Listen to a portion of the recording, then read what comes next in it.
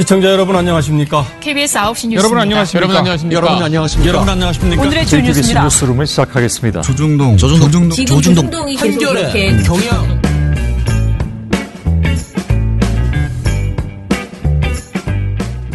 민원연의 미디어 탈곡기 374회를 시작하겠습니다. 높은 소리가 나지 않습니다. 금요일 지난주와 확연히 다르네요. 네, 지금 몸이 안 좋아서. 예, 저는 민원연의 김원경 사무처장입니다. 김세욱입니다. 배나은입니다. 이정일입니다. 그 반민정 씨, 그러니까 영화를 찍다가 성추행을 당했다라는 그런 분이죠. 이 관련해서 사실 그동안 우리 언론에서는 굉장히 이 상대방 남자 배우의 입장에 서는 그런 보도들이 초창기에 엄청나게 많이 나왔어요. 그래서 이제 어떻게 보면 보도로 인해서 이 배우가 성추행을 당한 것을 이제 고발하고 이제 싸우는 과정에서 언론으로 인한 2차 피해를 더 많이 받은 그런 분이거든요. 그래서 이거를 가지고 그 여성민우회에서 굉장히 열심히 이제 대표적으로 싸워주셨고요. 그래서 중간에 저희도 관련된 사안에 대해서 뭐 이제 필요하다 민원연이 도와달라 하면은 같이 가서 이제 이야기를 하고 힘을 보태는 이런 식의 일들이 있었습니다. 그런데 이 사안에 대해서 또 다른 소식이 하나 들려왔는데요. 어제 기사더라고요. 근데 반민정 씨 관련해서 이재포 이분도 배우죠. 이재포 배우의 기자. 2심 판결이 나왔나 봅니다. 보니까 기사를 그냥 보면요. 반민정 씨는 4일 오후에 이재포 정보통신망 이용 촉진 및 정보 보호 등에 관한 법률 위반 혐의에 대한 항소심 결과가 나온 직후에 공식 입장문을 발표를 했다. 그런데 이재포 씨는 징역 1년 6월 그리고 이재포의 매니저 A씨는 징역 1년의 실형을 각각 선고받았다고 해요. 센 실형이 선고된 것은 굉장히 큰데요. 이재포 씨는 지난 2016년 반민정이 한 식당에서 식사를 한 후 배탈이 나서 식당 주인을 상대로 돈을 뜯어내고 의료사고를 빌미로 병원에서 거액의 합의금을 받았다는 허위 기사를 작성한 혐의를 받고 있다고 합니다. 이 반민정 씨가 그동안 우리한테 말한 건 계속 여배우 B였거든요. 이 실명이 아니고 여배우 B로 많이 나왔죠. 근데 이 반민정 씨가 27개월 동안 끌어왔던 이재포 A씨 사건의 항소심 결과가 나왔다. 1심에서 이재포 A씨 모두 징역형이 선고되고 A씨는 그 매니저인가 봐요. 이재포는 법정 구속이 되어 피고인들이 작성 게시한 기사들이 모두 허위임이 드러났다라고 전했습니다. 자, 그러면 이제 결론은 이 사건은 다 가짜 뉴스였다라는 것이고 이 가짜 뉴스로 인해서 심각한 명예훼손이 발생해서 두 사람이 실형을 이제 받게 됐다. 2심에서 이런 이야기예요. 아무튼 이것 말고 왜 이런 거짓말을 도대체 왜 했을까 보면 이 사람이 하는 성폭력 그 주장이 이 사람이 약간 허언증이다. 이 사람 이상한 사람이다. 이 여배우가 그 이야기를 하는 과정에서 이게 뭐 나왔겠죠.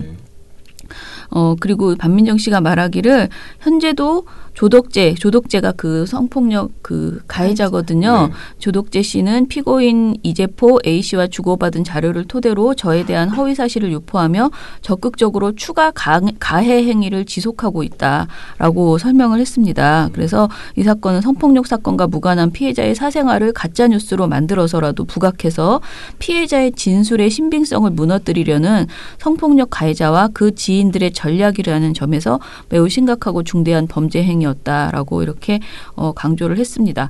아무튼 재판부가 이런 판결이 나온 것에 대해서는 뭐 굉장히 고무적이라고 생각을 해요. 그리고 요즘 가짜뉴스 가지고 굉장히 말이 많잖아요. 그리고 뭔가 뭐 대단한 새로운 법률이 나와야 될 것처럼 하는 말들도 굉장히 많은데 사실은 기존에 있는 법률로도 충분히 이렇게 가짜뉴스를 의지를 가지고 고소를 하고 우리가 그러니까 대응을 하고 그것을 재판부가 현명하게만 판단한다면 충분히 대응할 수 있는 일이다. 그러니까 우리가 이렇게 손 놓고 있을 일은 아니다라는 생각이 들어서 그동안 이 반민정 씨가 굉장히 정말 많이 고통스러워했다는 얘기를 제가 많이 들었어요. 그런데 이렇게 재판 사실 보도 그동안에 중간중간에 제가 이렇게 그 포털에서 이렇게 뜨는 이 사건 관련된 기사들을 보면은 제가 봐도 다 이상한 사람으로 보여요. 이분이 계속 노상 그런 기사들만 보였거든요.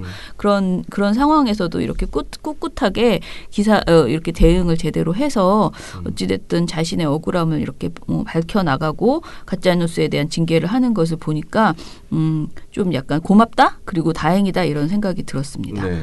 네. 그래서 그 코리아 데일리가 폐업 신고했습니다. 네, 그러니까요. 네.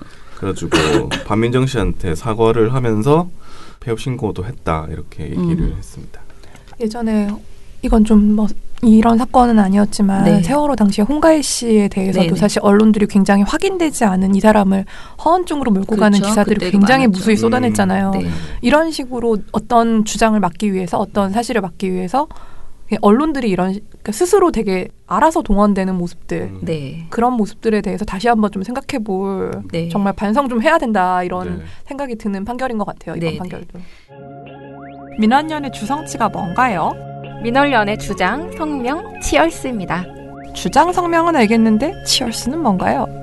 치얼스는 격려하다라는 뜻인데요. 언론에 대해서 지적만 하는 게 아니라 민원련이 봤을 때 언론 문제가 생긴 곳에 격려가 필요한 곳도 많거든요. 그런 의미에서 치얼스라는 표현을 썼습니다.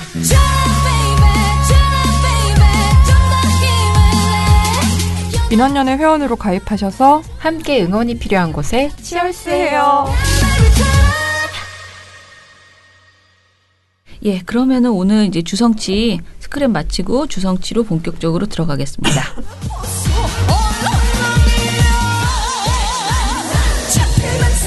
민원련 주성치 가지가지 특집. 자, 오늘은 가지가지한다라는 가지가지인가요? 어떤 특집인가요? 네, 오늘 가져온 이슈들은 정말 들으면 다 진짜 가지가지 한다. 진짜 이런 생각이 정말 절로 드실 거예요. 네. 그래서 특집 이름을 가지가지 특집으로 정했는데요.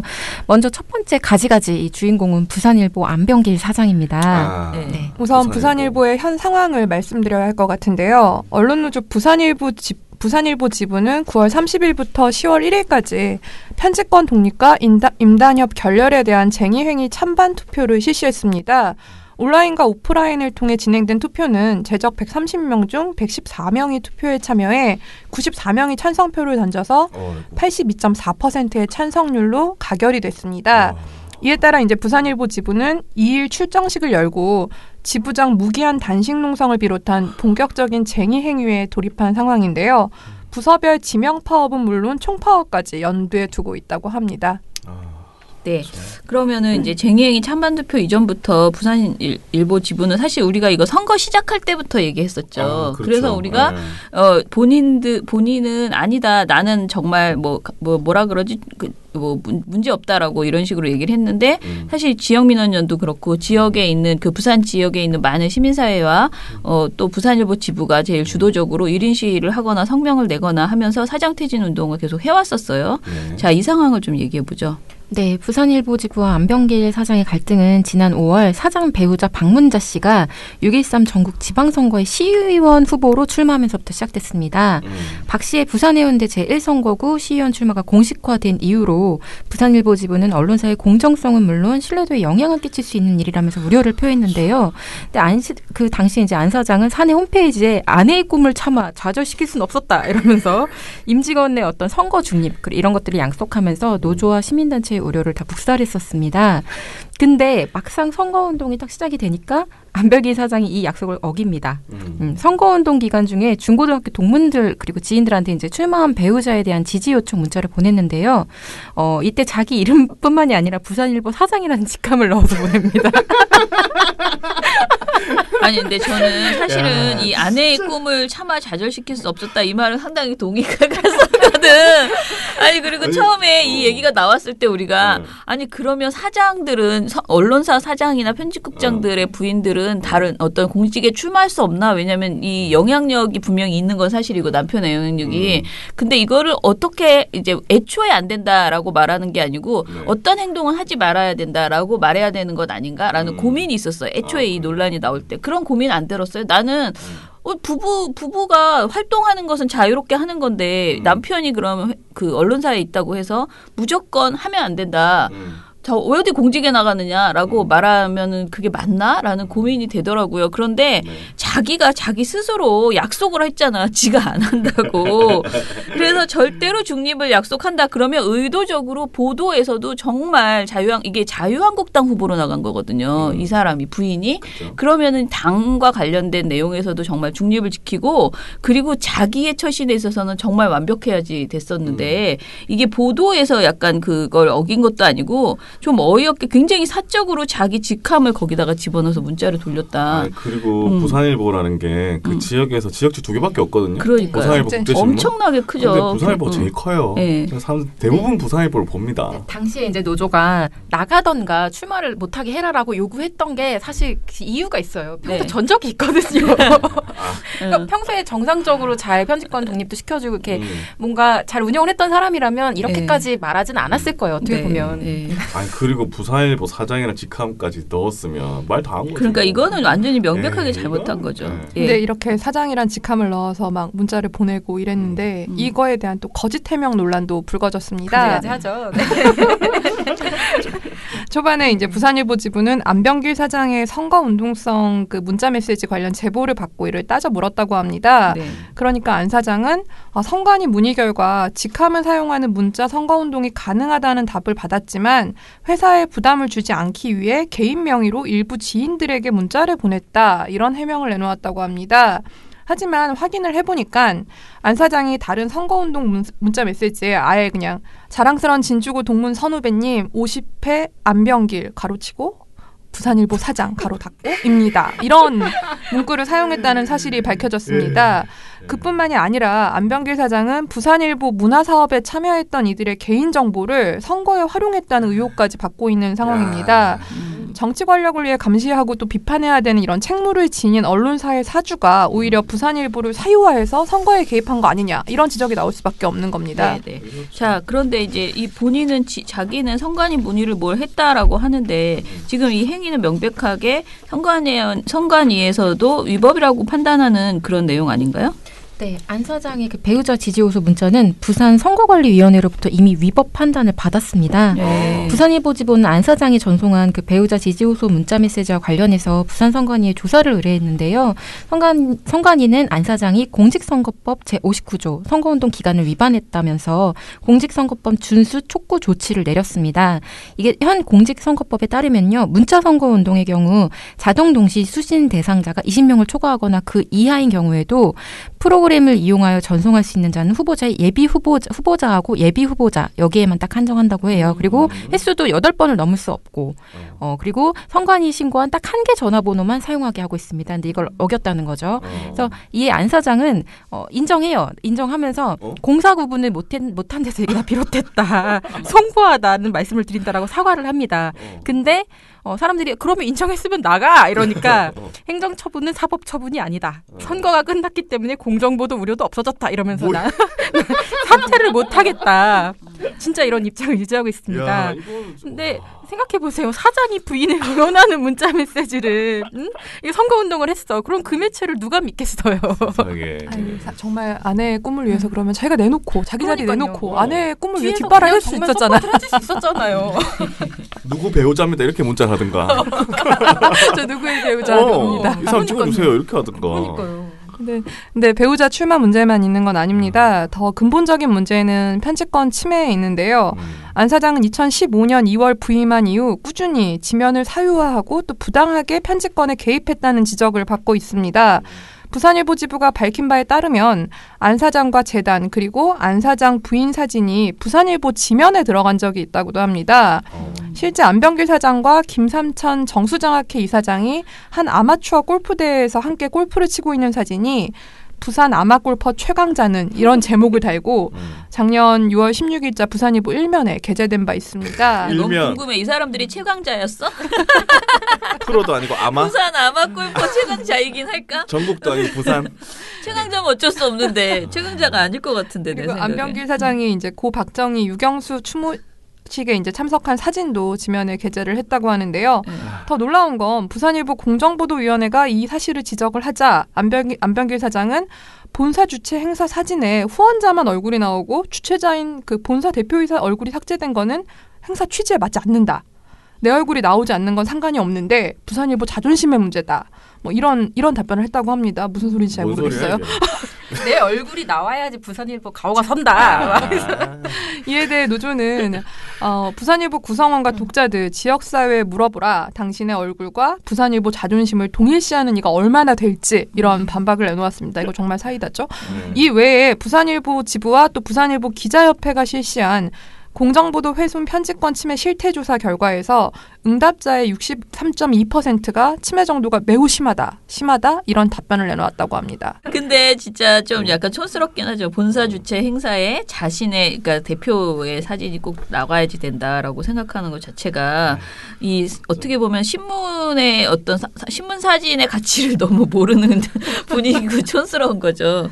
자, 아무튼 굉장히 심각한데 이거 외에 또 문제가 또 있나요? 네, 오죽하면 오늘 특집 이름이 가지가지 특집이 됐겠습니까? 네. 안병기 사장은 업무상 배임 혐의도 받고 있습니다. 맞네.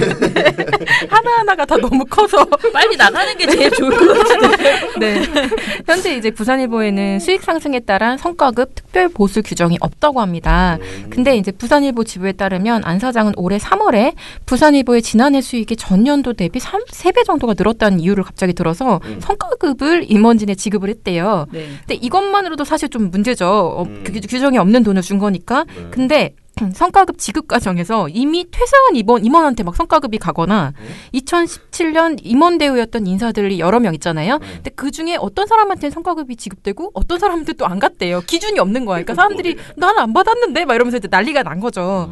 그러면서 이제 문제가 불거지면서 이게 좀 구멍가게도 아니고 이게 이런 일이 있을 수 있겠느냐 해서 부산일보 지부가 안 사장을 업무상 배임 혐의로 고발을 했다. 그런 상태입니다. 그 자기가 좋아하는 사람들한테 막 줬나 보네. 그렇게 의심이 좀 되죠, 사실. 그러니까 기준이 없이. 예, 또 뭐 있어요? 부산일보 지부에 따르면 이 외에도 안병길 사장은 법적으로 문제가 없는 휴가자 집회 참여에 대해서 불법 행위다 이렇게 겁박을 하기도 했다고 합니다. 또 부산일보 지부의 상급단체인 언론노조를 외부 세력이라고 이제 상습적으로 폄훼를 하면서 언론노조가 임단협 교섭에 참여해서는 안 된다 이런 생떼를 부리기도 했다고 합니다. 아니 왜 안 됩니까 이게? 그러니까 이유가 없어요. 법적으로 보장돼 있는데. 그리고 부산일보 지부는 이런 안병길 사장의 태도를 의도적인 단체 교섭 거부로 판단을 하고 안 사장을 부산지방고용노동청에 고소를 했고요. 부산지방고용노동청은 이 사안을 노동조합 및 노조관계법 위반으로 검찰에 송치한 상태라고 합니다. 당연하죠.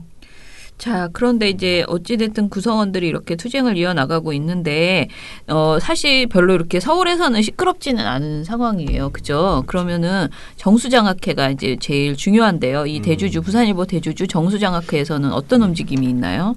네, 정수장학회는 일단 부산일보 지분을 100% 가진 유일 주주인데요. 언론노조와 전국신문통신노동조합협의회 그리고 부산일보 지부는 이미 7월에 정수장학회 앞에서 기자회견을 열고 안병길 사장 해임 결단을 요구한 바 있습니다. 하지만 정수장학회는 쟁의행위 찬반 투표가 가결될 때까지는 아무런 반응을 보이지 않았었어요. 그래서 이런 상황이 되다 보니까 간부회의 과정에서 안병길 사장이 자신을 연임시킨 정수재단이 정한 임기를 채우겠다. 막 이런 발언도 막 했다고 합니다. 그러니까 믿고서.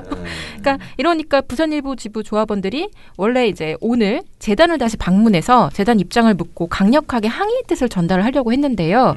관련 보도 자료를 받은 정수재단 김삼천 이사장이 다음 주에 부산일보 지부를 우리가 직접 방문해서 사태 해결을 위해서 대화를 좀 하겠다라는 뜻을 지부에 공식 전달했다고 합니다. 그러면서 항의 방문을 좀 연기해달라라는 요청을 해서요. 일단은 부산일보 지부가 이 요청을 받아들인 상황이라고 합니다. 다만 지부장 단신 농성 같은 그런 일정은 이와 별개로 계속 진행을 하겠고요. 아이고. 배고플 텐데. 계속 이렇게 하시려면. 저는 너무 이게 우리가 싸우는 사람의 입장은 되게 애절하잖아요. 그렇죠. 빨리빨리 해결됐으면 좋겠는데, 뭐, 다시 찾아뵙는다? 그런데 언제 올지 정확하게 모르고 좀 아무튼 답답하네요. 저는 사실 오늘 이 기자회견 오늘 올라오신다고 해가지고 제가 오늘 또 부산 내려가잖아요. 근데 우리 이거 무슨 바톤 터치하는 건가? 이러면서 부산에서 막 다들 올라오시고 그래서 기자회견에서 만나서 잠깐 조인트를 막 이렇게 서로 막 이렇게 흥분을 한 다음에 이제 헤어지자라고 했는데 마침 오늘 안 올라오신다 그래서 제가 약간의 시간을 한 시간의 시간을 벌었습니다. 아무튼 간에 정수장학회가 박정희 정권의 부당한 강탈물, 그러니까 권력범죄의 작물이잖아요. 그러니까 박정희가 뺏었죠, 완전히. 그것을 이제 박근혜가 또 계속 가지고 있었고 그런 정수장학회인 만큼 그 부산일보라는 사회적 공기를 소유하고 있을 만한 자격이 없다라고 저는 생각을 하고요. 사실 이 문제는 굉장히 여러 사람들이 정수장학회를 빨리 사회로 완전히 환원시켜야 된다라는 이야기를 많이 하거든요. 일단은 그 이야기는 좀 나중에 하고 당장에 이 부산일보 지부 관련해서 정수장학회가 좀 제대로 처신을 빠르게 자기의 지금 입지도 지금 불안한 그런 상황에서 부산일보의 이런 이상한 안병길 사장까지 안고 있는 것은 정말 더 이해할 수 없는 그런 상황이고요. 그리고 이 문제와 관련해서 부산일보 지부는 원칙적으로 정수장학회가 부산일보 지분 100%와 MBC 지분 30%를 사회에 환원해라. 그리고 정수장학회 자체를 국민들과 사회에 정상적으로 돌려줘야 한다라고 주장하고 있습니다. 근데 저는 정수장학회가 스스로 돌려주는 것은 불가능할 거라고 그렇죠? 생각하고요. 이건 법적으로 뺏어야 되는 그런 상황이 아닌가라는 생각을 합니다.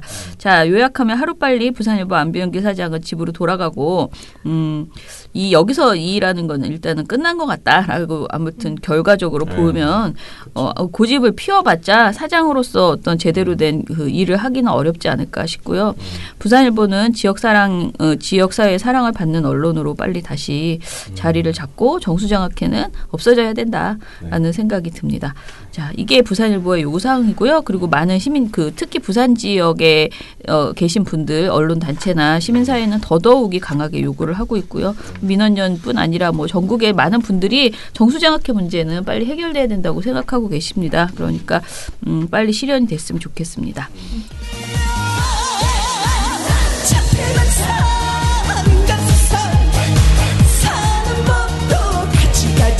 자, 그러면 이제 두 번째 이슈인데요. 이번에 또 다른 곳에서 가지가지 하는 일들이 발생한 것 같은데 그 두 번째 가지가지는 뭔가요? 네, 두 번째 가지가지 이슈의 주인공은 방송통신위원회입니다. 네. 오늘 소개해드릴 방통위의 헛발질은 그 방통심의 청부민원 면제부 부여 문제랑 교원단체 추천권 문제인데요. 네. 먼저 방통심의 그 청부민원과 관련해서 방통위가 어떤 어처구니 없는 판단을 내렸는지를 말씀드리겠습니다. 지난 3월 19일 4기 방통심의위는 업무감사 결과를 발표했습니다. 이 자리에서 김모 전 방통심의기획팀장이 2011년부터 2017년 사이 그 2, 3기 위원장 부위원 지시를 받아 46건의 방송 관련 민원을 일반인 명의를 빌려 신청한 사실을 적발했다. 이렇게 밝혔습니다. 네. 방통심의위에 따르면 이 중 그 19건은 법정 제재를, 14건은 행정지도 처분을 받았다고 하는데요. 적발된 대리 민원 사례에는 2015년 방송됐던 KBS 광복 70주년 특집 다큐멘터리 뿌리 깊은 미래 1편과 이런 방통심의위가 과거 이제 편파 심의를 했다는 의혹이 제기됐던 프로그램들이 다수 있었습니다. 당시 KBS 여권 성향의 이사들은 이 프로그램을 이념적으로 편향이 됐다 이러면서 정치적으로 공격을 했고 해당 프로그램은 법정 제재인 경고를 받아 방송사 제어가 재승인 심사 때 감점이 되는 그런 결과를 낳았죠. 그리고 그 외에도 김모 팀장은 그 JTBC나 MBC 뉴스데스크 등 정권의 불리한 보도와 관련해서 대리 민원을 제기하기도 했답니다. 이에 당시 방통심의 사무처는 심의 절차의 공정성을 저해하는 행위를 수년간 반복했다는 이유로 이 김모 팀장을 해임을 하고 검찰에 이제 좀 수사를 의뢰를 한 바 있습니다. 이렇게 말씀드리면 사실 문제는 다 해결된 것 같죠? 네. 근데 정말 아무리 봐도 우리의 심의에 비해서 너무 짭짤했어요. 이 사람들은 46건을 냈는데 그중에 19건이 법정 제재야. 나도 이렇게 한 번만 해보고 싶다 진짜. 행정지도가 14건 그러면은 이 중에서 기각은 몇 건이나 됐을까요? 기각이 없었을 때 다 상정이 되고 33건이 지금 된 거니까요. 와, 진짜 완전 짭짤합니다. 나는 언제 이렇게 한번 살아보나. 그런 생각이 저는 일단 그것부터 들고요. 자, 그러면은 이것에 대해서 뭐가 그러면 문제죠? 네, 근데 미디어 오늘이 지난달 27일 변재일 더불어민주당 의원실을 통해서 입수한 방송통신위원회의 청부심의 관련 조치 내역에 따르면요. 네. 방통위는 청부 민원이어도 민원 제기 후에 심의 절차에 문제가 없다면 행정처분을 위법하지 않다라는 판단을 내렸다고 해요. 그래서 이 청부 민원 사건에 대해서 별도 조치를 취하지 않은 거죠. 네. 근데 이런 판단을 내린 이유로는 방통심의 직원도 심의 대상을 인지할 수 있고 민원 제기 사실만으로 방송사업자에게 제재 조치가 이루어지지는 않았으며 심의 대상이 자체 인지에 의한 것이건 민원 제기에 의한 것이건 향후 심의 절차는 동일한 점 뭐 이런 것들을 들었습니다. 자, 이게 어떻게 생각되세요? 아이고. 자, 일단은 저는 이게 이 사람들이 내린 이유 있잖아. 직원도 심의인지 할 수 있다. 당연히 할 수 있죠. 그리고 민원 제재만으로는 되지 않죠. 그것도 당연하고 이 세 가지 세모 우리가 말하는 세 개의 이유는 다 맞는 말이에요. 그런데 이것 때문에 이게 문제가 없다라고 말할 수 없는 게 이렇게 짭짤한 심의를 하잖아요. 인지했다는 이유만으로 심의를 냈다면은 뭔가 이 심의 절차가 동일하고 정말 아주 평등하게 심의가 이루어졌다면 이렇게 안 됐을 거라는 생각이 들거든요. 그러니까 법적으로 주어진 권한 안에서 직원이 이제 심의를 인지해서 냈다면 사실 문제가 없는데 이게 어쨌거나 위에서 지시를 받아서 다른 사람의 명의로 도용을 해서 낸 거니까. 그러니까. 애초부터 이제 민원 제기 자체의 그 절차에서 부적합한 부분이 분명히 존재를 했던 거죠. 그렇기 때문에 저희는 애초 이제 부적절한 민원 제기가 없었다면 이후 절차도 존재하지 않았을 거다 이렇게 좀 판단을 하고 있고 그러니까 민원 제기에는 문제가 있지만 이후 절차에는 문제가 없으니 행정 제재 조치도 적법하다 이런 방통위의 판단은 비상식이다 이렇게 판단을 하고 있습니다. 위법하게 이제 수집된 증거에 의해서 발견된 제2차 증거는 보통 이제 증거 능력이 없다 이런 게 법 이론의 사실은 기본이잖아요. 그리고 무엇보다 편파 심의, 청부 심의, 셀프 심의라는 방식이 아니어도 방심위는 민원 신청뿐 아니라 자체 모니터링을 통해서 심의 대상을 인지할 수 있습니다. 이런 정상적인 방법을 선택하지 않고 그 전 위원장과 전 부위원장 그리고 간부들이 굳이 부적절하고 불법적인 방식으로 청부 심의를 지시하고 실행한 이유가 무엇일까? 이게 궁금할 수밖에 없는 거죠. 정권의 방송 장악을 위한 하나의 이제 수단으로 심의를 악용하면서 그 실체를 숨기고자 하는 이런 불순한 의도가 있었기 때문이라고 의심할 수밖에 없는 것입니다. 이런 사안에 대해서 근데 방통위는 문제가 없다. 이런 판단을 내린 겁니다. 그럼 지금도 청부심의해도 그냥 꽂아서 그냥 해도 된다 이거잖아요. 저는 청부심의라는 것 자체도 사실은 별로 의미가 없는 게 그냥 국민 누구나 심의를 낼 수 있는 것인데 그럼 자기가 그냥 직접 내지 왜 남의 이름을 도용해가지고 무슨 구명실명제가 있는 것도 아니고 그냥 내시라고 왜 굳이 이렇게 뭔가 백을 쓰고 옆에서 이야기를 하고 그러니까 민원연도 좀 더 정말 잘 하려고 하면 민원연 이름으로 안 내고 뭐 다르게 해볼 수도 있지만 저희는 정상적으로 우리가 인지했기 때문에 우리가 내잖아요. 그리고 그렇게 뭐 위원장한테 전화하고 이러지 않잖아요. 그냥 정상적으로 심의 내고 우리 활동가들이 그냥 각자 넣거든요. 그러니까 물론 어떤 똑똑한 사람이 뭐 이봉우는 민원연 사람이야 이렇게 생각해서 대부분은 알아요. 알아요. 알아서 전화 오고 그러죠. 아니 근데 전체가 파악이 되지 않아요. 그러니까 다른 사람들이 막 다른 우리가 인턴들도 막 내고 이랬기 때문에 그걸 파악할 수 없어요. 예. 그런데 굳이 이렇게까지 하면서 문제가 없다라고 방통위가 이렇게 이야기를 하는 게 굉장히 민망하거든요. 자, 좀 더 얘기를 해보죠. 네, 방통위 이런 셀프 면제부는요. 사실 국회 입법조사처의 법률 검토 결과하고도 완전 정면으로 배치됩니다. 그 변재일 의원실이 법률 검토를 의뢰한 결과에 따르면요. 국회 입법조사처는 타인의 성명을 도용한 민원 신청은 부적법한 것으로 이를 전제로 한 심의 절차 개시는 흠결이 있다. 딱 이런 판단을 내렸고요.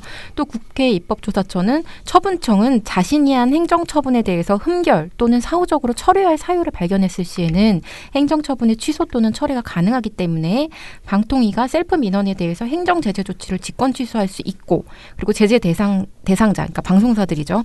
제재 대상자는 행정처분 취소 소송이 가능하다 이런 판단을 내렸습니다. 그러니까 쉽게 정리를 하면 절차에 흠결이 있는 거 맞고 이 셀프 민원으로 나온 행정제재 조치는 방통위가 직권 취소할 수 있고 제재를 받은 방송사들도 소송 걸어볼 여지가 있다. 뭐 이런 결과가 나온 거죠. 그러면 이제는 소송을 걸어보는 수밖에 없네. 그렇죠? JTBC나 MBC나 KBS 이런 데서 싸워야죠. 네네. 자. 방통심의가 자기들 나름대로는 아까 위에서 보면은 그 사람을 뭐라고요? 해임하고 검찰에 수사를 의뢰했다라고 했는데요.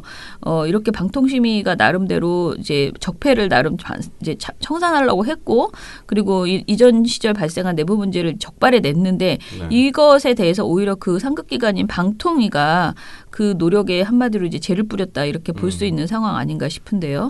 근데 그렇게는 말하기 좀 어려운 상황입니다. 네네. 앞서 방통심의위는 김모 전 팀장에 대한 업무 감사 결과를 발표하면서 네. 조사 결과 발표와 검찰 수사 의뢰는 그간 방심위가 정치심의, 편파심의라는 오명에서 벗어나기 위한 첫걸음이다. 이렇게 강조했습니다. 하지만 이런 발표가 무색하게 그 이후 방통심의위는 그 김모 전 팀장이 그 파면 결정 직후에 이제 징계 처분에 대한 재심을 청구를 하니까 잘못을 인정하고 뉘우치고 있고 또 장기 근속으로 위원회에 기여했다는 이유를 들어서 파면에서 해임으로 징계를 완화해줬습니다. 그리고 이런 징계 감경에 대해서 외부에 알리지 않았습니다. 이건 방통심의위가 스스로 문제를 해결할 능력이 없는 조직임을 방증하는 게 아닌가 이런 좀 지적이 가능하고요. 그러니 방통위와 방통심의위나 이제 모두 똑같이 안일한 조치를 취하고 있는 상황이라고 보는 게 좀 더 정확할 것 같습니다.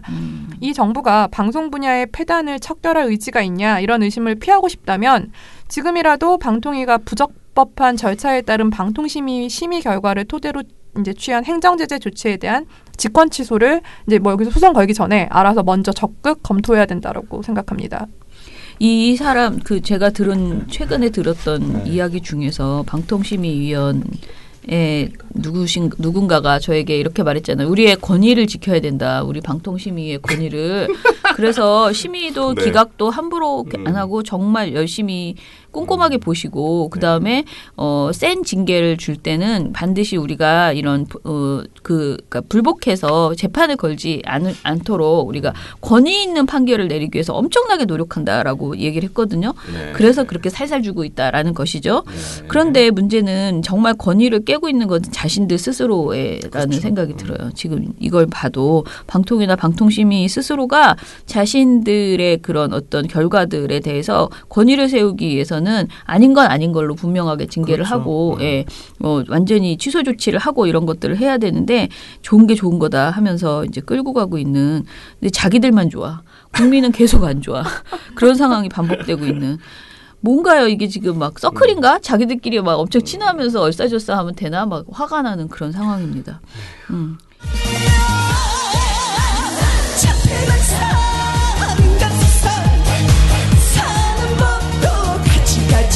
자, 그러면은 그 다음 사안 또 하나의 사안 있죠. 방통위의 교원 단체 추천권 문제. 이것도 우리가 길거리에서 기자회견하면서 좀 소리 좀 질렀던 그 사안인데요. 이건 뭔가요? 네, 이건 좀 뿌리 깊은 문제인데요. 방통위는 지난 8월 6일부터 8월 17일까지 2주간 EBS 이사 후보자를 공개 모집했습니다. 네. 그리고 9월 7일 제48자 전체회의를 개최해서 9명에 대한 임명을 의결했습니다. 근데 이 과정에서 방통위는 총 9명의 이사들 중 7명은 위원들이 무기명 투표를 통해 선정하고 교육부 장관이 추천한 1명과 교육 관련 단체가 추천한 1명을 선임했다고 밝혔는데요. 여기에서 문제가 되고 있는 게 방통위의 이사로 추천하는 교육 관련 단체입니다. 네. 방통위는 이 교육 관련 단체를 한국교원단체 총연합, 그러니까 교총으로 보고 있고 실제 현재 한국교총 사무총장이 EBS 이사로 선임된 상황입니다. 근데 이런 판단에는 아무 법적 근거가 없습니다. 실제 한국교육방송공사법 제13조 3항은 방통위가 임명하는 이사에는 교육부 장관이 추천하는 사람 1명과 대통령령으로 정하는 교육 관련 단체에서 추천하는 사람 1명이 포함돼야 한다. 이렇게 명시하고 있습니다. 그럼 대통령령으로 정하는 교육 관련 단체는 뭔가? 이거 보니까 동법 시행령 제8조에서는 교육기본법 제15조 규정에 의한 교원단체를 말한다. 이렇게 돼 있습니다. 좀 어려우시죠? 교육기본법 제15조는 그럼 뭐라고 돼 있냐? 1번. 1항 교원은 상호 협동하여 교육의 지능과 문화의 창달에 노력하며 교원의 경제적, 사회적 지위를 향상시키기 위해 각 지방자치단체와 중앙의 교원단체를 조직할 수 있다. 2. 제1항에 따른 교원단체의 조직에 필요한 사항은 대통령령으로 정한다. 이게 좀 전부입니다. 제15조 2항에 따른 시행령은 따로 제정하지 않고 있습니다. 즉 한국교육방송공사 이사회의 비상임 이사 추천과 관련해 교육부 장관의 추천 외 그 교육 관련 단체의 추천 주체를 교원단체라고만 정하고 있을 뿐 교총이다 이렇게 특정 단체를 명시하고 있는 건 아닌 거죠. 그렇네요. 저희가 사실 이것을 우리 이제 그 방송독립 시민행동 회의를 할 때 처음에 EBS 관련된 이야기를 하면서 이것에 대해서 이제 알아보기 전에 아니 왜 우리가 이렇게 계속 교육부에서 추천한 한 명과 교총이 추천한 한 명을 무조건 무기력하게 계속 받아들여야 하는가에 대해서 이제 문제 제기를 하고 이런 사실을 정확하게 알아보자라고 해서 이제 이런 사실을 알게 됐죠. 이제 뭐 굉장히 쉬운 일인데 또 막상 다들 제대로 알아보지 않고 그냥 관행대로 늘 그렇게 해야 되나 보다 이렇게 생각하는 부분이 있었어요. 그런데 문제는 한국교총이 또 추천한 사람들이 또 각 아니었거든요, 그동안. 예, 그러다 보니까 만약에 그래도 괜찮은 사람들이 들어왔으면 그냥 또 지나갈 수도 있었을지도 모르겠어요. 그런데 이게 일단은 말도 안 되는 일이었고요. 그런데 이제 우리가 먼저 궁금한 거는 그런데 왜 방통위는 이렇게 이 법조항에 보면 교총이라고 써 있는 게 아닌데 그렇죠. 교원단체라고만 되어 있는데 이것을 교총으로 규정해 왔는가? 왜 이런 관행이 생겼는가? 이거부터 좀 짚어보죠. 네, 그게 문제인데 말씀드린 것처럼 대한민국 그 법률하고 시행령 어디에도 교원단체를 한국교총으로 규정하고 있지 않음에도 그냥 방통위는 자의적으로 교원단체를 한국교총으로 규정했던 거예요. 네. 그리고 그 과정에서 EBS 이사를 다 추천받아서 검증 없이 또 선임을 해왔던 것인데요. 네. 다른 단체가 없는 것도 아닙니다. 대한민국에는 교총외에 여러 교원단체가 설립돼 이미 활동을 하고 있는데요. 뭐 좋은 교사운동, 실전교육 교사 모임, 새로운 학교 네트워크 등 다양한 교원단체가 존재하고 또 노동조합으로 조직된 교원단체들도 있습니다. 근데 심지어 방통위가 잘못된 법 해석으로 이렇게 독점적인 추천권을 부여한 교총은요. 다들 아시겠지만 박근혜 정권 시절에는 역사 왜곡 국정교과서를 찬성하는 등 교육의 정치적 중립까지 훼손한 전력이 있는 단체입니다. 이렇게 묻지마 교총 인사를 하다 보니까 폐단이 발생하는데 여기서 등장하는 저희 또 이제 스타 전 이사가 있죠. 안양욱 씨. 안양욱 전 EBS 이사가 그 대표적 사례입니다. 안양욱 씨는 2012년 9월 교총 회장이던 자신을 EBS 이사로 자진 추천해서 이사로 선임이 됐습니다. 이것도 셀프네. 그렇죠. 그리고 또 2014년 1월 그 이사회에 자주 출석해라 이런 동료 이사가 이제 얘기를 하니까 맥주병을 던져서 전치 2주의 상해를 입히고 이 피해자가 폭행으로 고소하겠다고 하니까 이사직에서 물러났습니다. 그런데 이렇게 맥주병으로 이렇게 난동을 폈는 이사에 대한 보궐 이사를 이제 방통위가 추천을 할 때 또 교총에서 추천을 받아서 임명을 했습니다. 그리고 2015년 9월 이제 방통위에서 또 그 다음 차기 이사 EBS 이사로 안양욱 씨를 다시 임명을 했는데요. 이게 교총 회장이던 안양욱 씨가 자신을 또다시 셀프 추천했기 때문입니다. 이거 대박이다. 그리고 2016년 3월에 안양욱 씨는 이사 재임 중에 새누리당 국회의원 비례대표에 몰래 지원을 했다가 발각이 되니까 그러니까 또 이제 또 중도 사퇴를 했습니다. 그리고 그 보궐이사를 또다시 교총에서 추천을 했습니다. 야, 진짜 장난 아니네. 그래도 그때는 안양욱 씨는 아니었나 봐. 여기서 또 한 번 해주면 아니 진짜 자기가 아픈데. 나가서 자기가 또 추천하면 어떡해요. 그건 아니지. 아니 할 수 있어. 이 사람이 지금 한 거 보면 그것도 할 수 있지. 제가 사퇴하겠습니다. 그리고 저를 다시 추천하겠습니다. 이거 새롭게 너무 거듭나겠습니다. 회전문 이사지 계속 도는 거지. 이게 공영방송이자 이런 교육방송 이사 선임 과정에 좀 상식적으로는 이해할 수 없는 일이 방통위와 교총에 의해서 이렇게 반복되고 있는 건데요. 검증도 필요가 없고 기준도 필요 없고 그냥 교총 추천이면 다 선임된다. 이런 황당한 일이 계속 반복해서 벌어지고 있는 겁니다. 그러니까 이게 정부가 이제 또 이제 박근혜 정부일 때는 교총도 사실 굉장히 보수적인 지금 성격을 가지고 있고 게다가 교육부도 당연히 보수적이니까 무조건 2명은 EBS 이사는 완전히 친정부적이고 보수적인 사람이 될 수밖에 없는 그런 상황이었잖아요. 이명박 박근혜 정부 내내. 그런 상황에서 이 두 사람이 또 이렇게 이게 특히 이 안양욱 이사가 진상을 떠니까 우리 입장에서는 야 정말 교총 저 해도 너무하네. 교총의 EBS 이사는 무슨 따놓은 당산이냐 뭐냐 이게 뭐 하는 짓이냐 이런 이제 그리고 정말 뭐랄까 추접스럽잖아요. 추천하더라도 다른 사람을 골고루 해야지. 셀프 추천 2번이나 해. 그러니까요. 그리고 나갔다가 다시 들어오고 막 이렇게 난리를 치고 있으니 이렇게 하니까 이거는 이제 우리가 사실 EBS에서 이걸 가만히 받아들이고 있었던 그 상황이 너무 사실은 치욕적이라고 생각을 해요. 예. 그래서 요번에는 우리가 이제 설마 이런 사람이 오겠냐. 하지만 가만히 있을 수 없다라고 생각해서 이제 그 방송독립 시민행동에서 이거를 강하게 이슈를 이제 제기를 하자. 특히 교총만이라도 교육부는 몰라도 교총만이라도 이걸 당연직으로 이렇게 자신들이 저 자리는 차지하고 있다라고 생각하고 이런 횡포를 부리고 부적절한 사람이 계속 들어오게 하는 이런 상황을 막아야 된다라고 얘기를 한 건데요.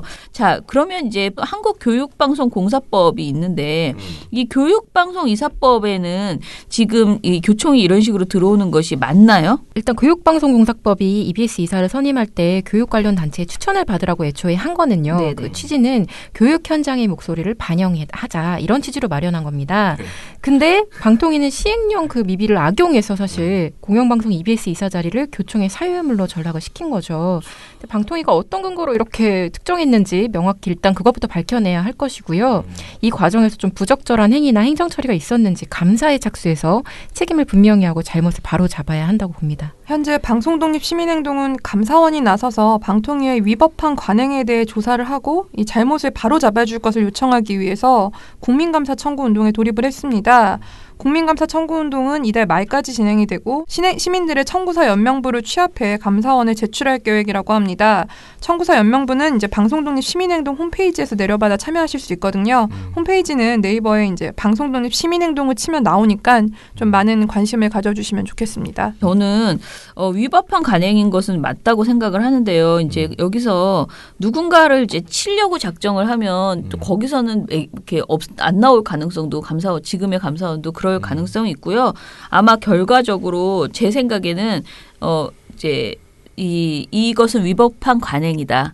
라고까지만 해서 이것의 제도가 필요하다. 그러니까 미비된 그 사안을 필요하거나 규칙이 마련해야 된다거나 좀 더 그런 정도의 의견은 감사원에서 내놓지 않을까라고 생각하고 이 과정에서 특히 안양옥 씨가 들어왔다 나갔다 하는 과정에서 그 방통위가 뭐 협잡을 했다거나 뭐 너무 봐줬다거나 이런 식의 그것을 토대로 해서 누군가를 물러나게 하는 것까지는 못 가지 않을까 감사원도 그런 생각이 좀 들어요. 근데 아무리 그래도 어쨌거나 공영방송 사실은 이사 자리를 위해서 굉장히 많은 사람들이 뭐 이번에 면접도 보고 뭐 여러 과정들을 거치잖아요. 근데 그런 거 하나도 없이 그냥 추천만 하면 되는 이사 자리가 있다라는 건 정말 너무 이건 비상식이기 때문에 셀프로에도 들어가는. 저는 사실은 교육부도 마찬가지라고 생각하거든요. 교육부, 그러니까 교총 추천도 그렇지만 교육부가 물론 EBS라는 교육방송이라는 특징이 있긴 하지만은 굳이 그거를 그냥 이게 공영방송이니까 그냥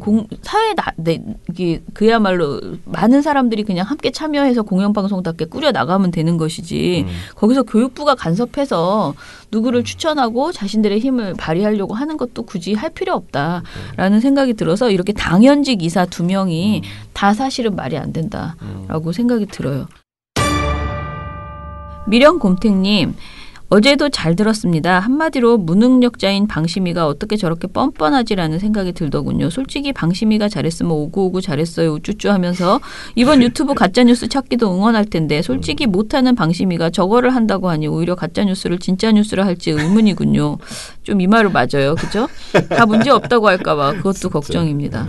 네. 그리고 이제 오늘 조심히 내려오라고 하셨어요. 네. TNU님 것 좀 읽어주세요. 최경영 기자님의 복직과 시민보 기자님의 시선 집중은 반가운 뉴스네요. 뭐 뉴스타파와 KBS의 협업도 기대를 해본다 이렇게 말씀을 해주셨고요. 지금 가짜 뉴스 관련해서 좀 걱정하는 마음을 또 표현을 해주셨고요. 이번 주도 주 4일이라 아직은 쌩쌩하실 분녀 회장님. 오늘 들어보셨지만 지난주 확연히 다릅니다. 네, 이러면 다 고생하셨고, 다음 주도 주 4일이다, 이렇게 하면서 함께 즐거워해 주셨습니다. 다른 사람들은 기타 등등입니다. 네.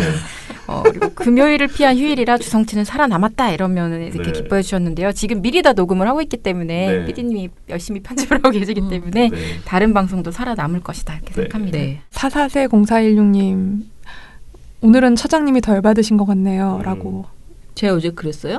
모르겠는데. 방심이가 계속 이렇게 나오면 TV조선과 채널A는 더 난리를 부리겠죠. 차장님 몸조리 잘하세요. 내일 부산 잘 다녀오시고 주말에는 푹 쉬세요. 라고 하셨습니다. 네. 네. 제 B 신공이 오늘도 계속된다면서. 네. 어제 B가 좀 많았을 거예요. 워낙 우리가 얘기 좀 많이 편집했는데 했거든요. 네. B가 한 3-4번 들어갔어요. 아, 그래요. 미령곰탱님, 우왕, 저도 처장님과 봉봉팀장님 뵙고 싶네요 하셨어요. 그래서 제가 써놨습니다. 오늘 저희 부산 번개는 부산의 사하구의 백년직이라는 곳에서 만난답니다. 그래서 7시 반이거든요. 저희 탈곡기 듣는 분 중에서 궁금하신 분 저와 이봉우 팀장이 내려가거든요. 그러니까 너무 소심해하지 마시고 저희 민원연 회원 아니어도 됩니다. 어차피 오늘 저희가 내려갈 때 이 주도하시는 분이요. 민원연 회원이 아닌 분들도 꽤 많아요. 아, 그래요? 예, 왜냐하면 우리 회원님께서 저희가 사실은 내려가는 가장 큰 이유는 그 회원 부부를 인터뷰하기 위해서 내려가는 건데 그 분이 그 지역에서 그 노무현 재단 활동을 열심히 하시는데 그 회원분들을 회원으로 섭외하고 싶은 거야. 자기 노무현 재단 그 친구들을. 그래서 제가 내려갈 때 이렇게 같이 와가지고 뭐 짧은 강연 같은 것도 하고 그러고 나면 이제 그 회원 가입서를 막 돌리려고 하는 거지. 오늘 영업 활동하러 가시는 네, 우리 회원님께서 그런 정성을 지금 그래서 그런 자리를 마련하신 거예요. 그래서 그 모임 하기 전에 한 30분 전에 그런 자리를 저희끼리 갔고요. 그리고 나서 다 같이 술을 마시러 가면서 이제 민원연 회원들도 오시라 이런 거예요. 그래서 회원이 아니어도 됩니다. 그냥 이 방송을 저희 방송을 들어보신 그 부산 지역에 사시는 분들은 그냥 저녁에 한번 살랑살랑 나가볼까 하고 오셔서 저희가 또 막 굉장히 달리고 이러진 않습니다. 그냥 간단하게 맥주 한잔 마시는 그런 자리여서요. 부담 없이 나오시면 되고 회비도 저희가 대략 10,000원씩 걷는데요. 10,000원어치 안 되게 먹을 때도 있고 더 되게 먹을 때도 있고 그런데 아무튼 간에 10,000원만 걷어서 나머지는 누군가가 쾌척하시더라고요. 네. 아, 이거 압박입니까? 네, 그런 사람이 있어요, 꼭. 그렇게 해서 저희가 해결을 하고 있습니다. 그래서 10,000원 들고 사하구의 백년직이라는 곳으로 찾아오시면 좋겠습니다. 예, 봉우 씨가 너무 사람이 적게 올까봐 걱정하시더라고요. 그러니까 많이 오시면 저희는 기왕 내려간 거 많은 사람을 만나면 더 좋잖아요. 그러니까 많이 와주셨으면 좋겠습니다. 네, 네 그러면은 민원연 미디어 탈곡기 내일은 민원연 소식으로 다시 찾아뵙겠습니다. 민원연의 미디어 탈곡기는 내일도 열심히 털어드리겠습니다. 탈탈탈. 안녕. 네, 오늘 뉴스데스크 마치겠습니다. 청년에게 꿈과 희망 여러분, 채널 A가 고맙습니다. 함께합니다. 시청해주셔서 KBS 9 뉴스 오늘 순서 모두 마치겠습니다. SBS는 앞으로도 내일 끝까지 뵙겠습니다. 파헤치겠습니다. 고맙습니다. 오늘 8시 뉴스9 모두 뉴스 마치겠습니다. 여기서 마치겠습니다. 시청해주셔서 고맙습니다. 뉴스팔 여기서 마치겠습니다. 저희들은 내일도 최선을 다하겠습니다. 여러분 고맙습니다. 탈탈탈. 안녕. 우리 아빠는 슈퍼맨이에요. 종편 막말 패널들도 퇴출시켰고요. 보도지침 책도 만들었고요. KBS, MBC 적폐의 사진도 퇴출시켰고요. 언론교육도 하고요. 매일매일 방송과 신문을 감시해요. 너희 아버지 뭐 하시는데? 민원연 후원해요. 언론을 정상화시키는 확실한 길. 한 달에 10,000원 민원연 후원으로 가능합니다.